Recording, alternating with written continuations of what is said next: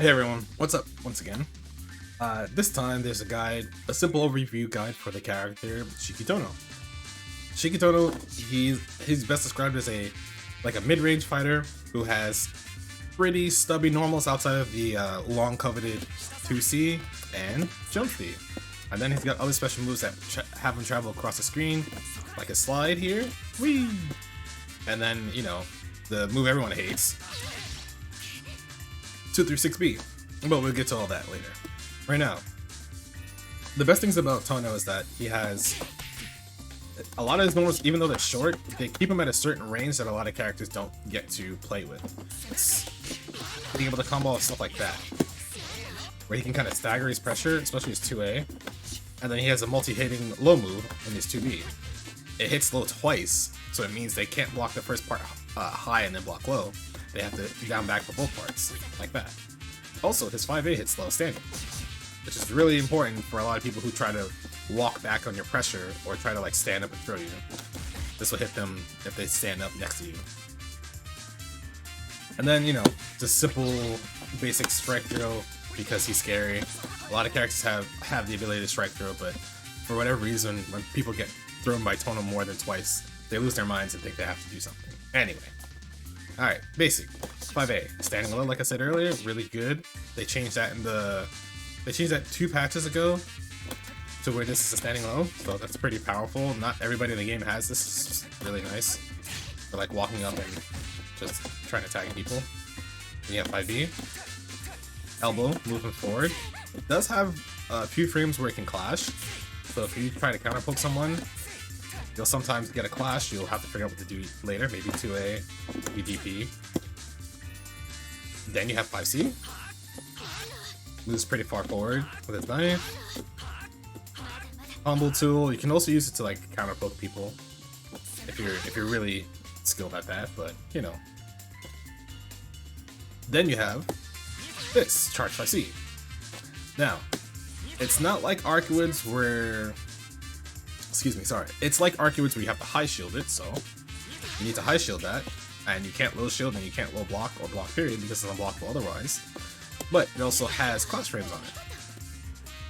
Kind of like Arcwoods Charge 5C. The thing that makes this move special is when he's in Moondrive, this is a few frames faster for whatever reason. So if you ever find yourself in Moondrive and you're like, I'm trying to open them up, this is slightly faster in Moondrive. So it's a good tactic to use to catch people off guard, because normally they'll look for this, but then when you're in Moondrive, this is now slightly faster. So it's a good way to throw somebody off. It's also the, as Brett likes to call it, the get out of pools move. So if you're trying to get out of pools and make it a top 64, and you play Tohno, this is your move. Okay, now, 2A. Standard 2A, goes pretty far, still hits low. This is your I need a combo move or don't throw me move. 2B, like I said earlier, hits twice. It actually goes pretty far for this normal. Hitting twice, and it also hits characters out of the air, certain characters out of the air dash. So like Roa, Dead Apostle in the Well, Vlav, the Count of Monte Cristo.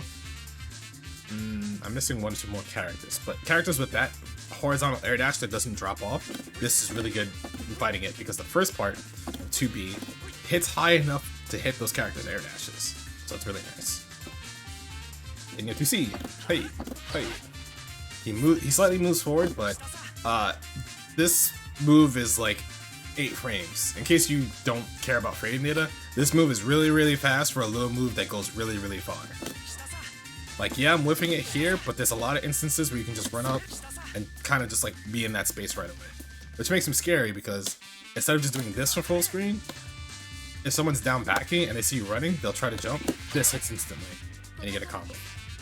So you would do like, you'd be back here, come forward.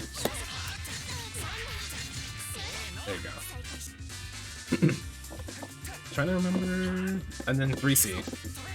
Again, they buffed, I shouldn't say again because I've said this in a bunch of the videos during this patch, but in the patch of December, they made everyone 3C even faster. Recover faster. Let me not misspeak. So you can kind of do 3C on someone's air approach, and if it whiffs and they double jump, you just do it again. Special moves. This move, the move everyone hates, 236. 236A just kind of knocks it. It used to combo differently a few patches ago, but now they made it so it knocks down like this. So you would use this as like a combo tool, or it can be a footsies tool to get an OTG. But if you want to confirm, you have to spend some sort of resource, either Moondrive or regular meter. So by using Moondrive, that's your normal combo with normal meter. There you go. If it counter hits though, you get the same type of standing as if you did this, because they stay standing. They don't crumple down anymore. Now the B version, 236B. That's the version everyone hates because, you know, he travels across the screen. It's air unblockable, by the way. And you see how far he goes. The thing is, if blocked up close, it's slightly minus, but you can kind of like use shield, DP, heat to kind of like finagle your turn back, throw if they're waiting too long. So yeah, really good. And then you have 236C, which you see a lot of people using combos. They either gives mix up, or, you know, it just takes them to the corner.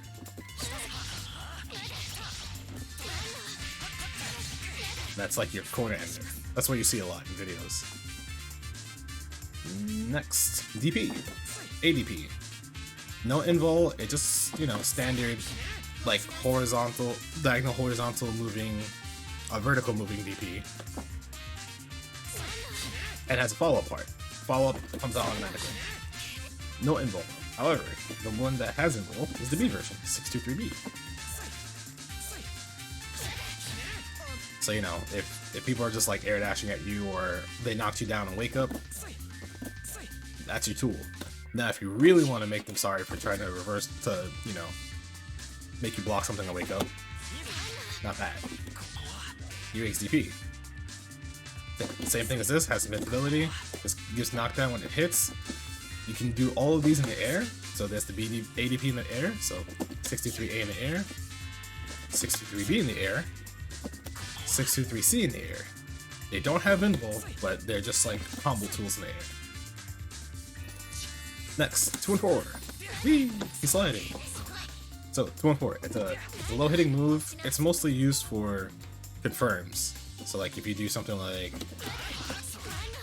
you pick it up with the second part, which you press A, B, or C. So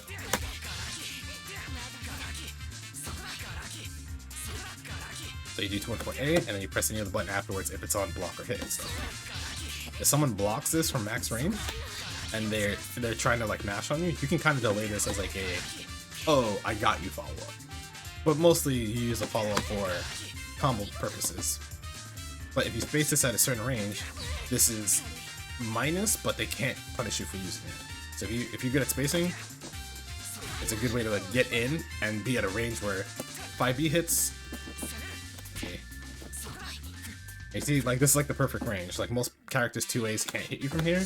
Yours can hit them for trying to 2A. Your 5B moves you forward. Your 2C hits them for trying to jump. And if you do charge 5C, you'll get the clash range if they wait too long to do something. And then 2 and 4B goes slightly further, a little bit slower, but again, another combo tool. So you can see, you do it from back here. If they block it,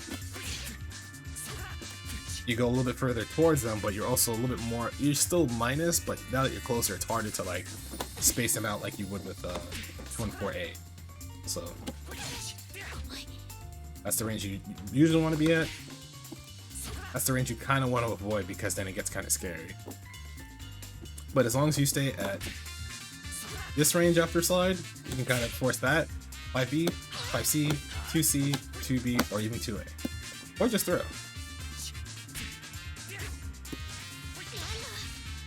Then 2 and 4C, as you saw earlier, is a slide into the launcher follow-up, where you can just do whatever air combo you want after. Bam, easy. If you're the one fighting Tohno, it's important to remember that the second part comes out regardless if you blocked the first part or not.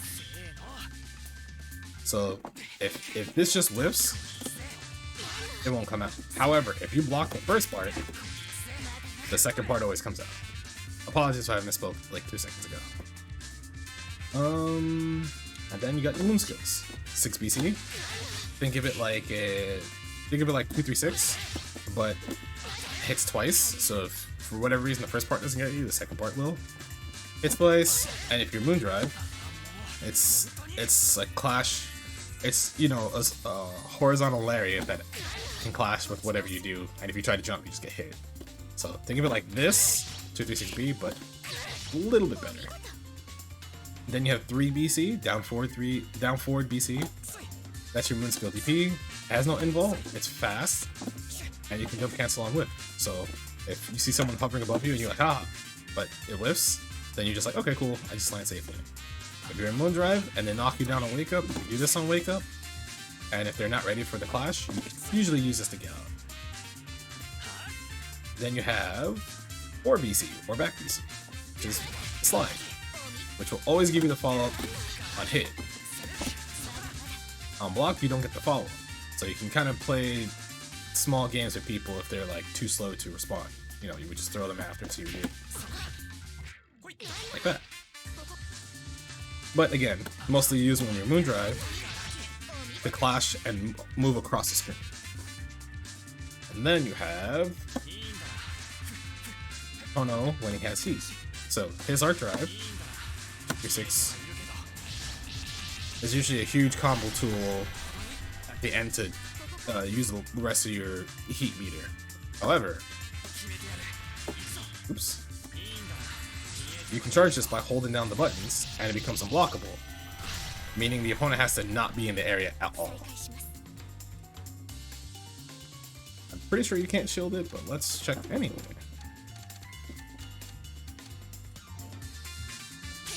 There we go. Okay, so. Ah, I see. Okay, cool. So you have to stand shield this.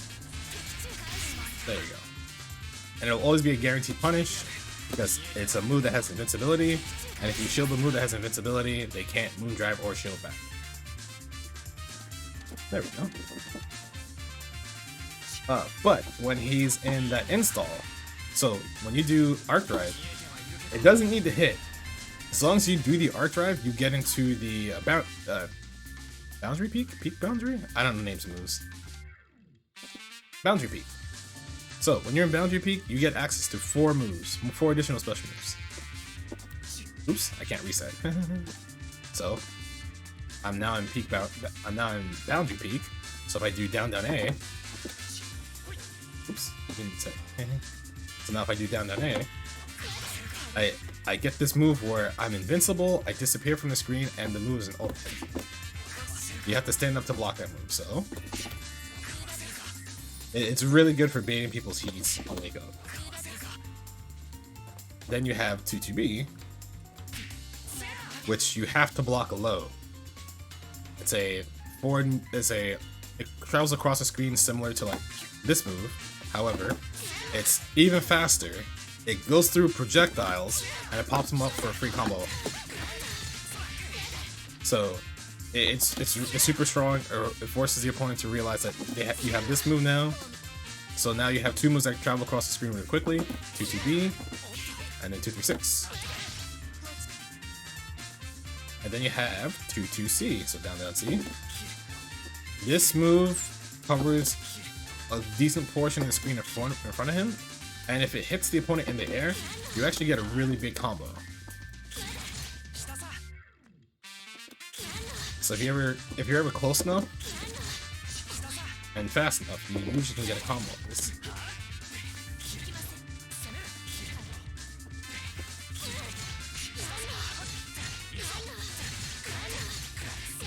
Which is nice. So if you ever hit this and they're in the air and it counter hits them, you get a big confirm. It's really nice. And then finally you have down down D.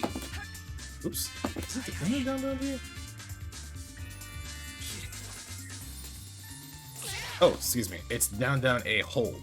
So instead of 2-2A, that normally does that, if you hold A after you do down down, you get this feint. Where he just does the pose like he's gonna do this or this. Instead, he just, when you do down down A, he feints. So you can do something like and catch someone for trying to stand up, because normally when you go into that pose, you're going to do this, which is an overhead, or you do this, which is low. So most times when people see this, they'll stand up and they'll get hit by that. Oh yeah, and also all those moves come with moon skills too. So when you're in Boundary Peak and when you're in Boundary Peak, you get access to down B plus C, which is the moon skill version of this, which is still overhead, still invincible, and has class frames if you're in Moondrop. So that's even scarier. That should be it. Yeah. So he gains access to down B plus C, down B plus B, when he's in Boundary Peak. So it's a good way to like keep your opponent on their toes. All right. I think that is about it, unless I missed something else. Once again, if I missed something, please let me know in the comments below, because I'm an idiot. I'm not smart. I just do a lot of stuff. Alright. Let me know which character you want to see next. I'll try to get all these characters out before the next big patch, hopefully, and, you know, same deal. Trying to make sure everyone understands what every character does. Alright everybody, thank you for watching. I'll see you all later. Take it easy. Peace. Bye.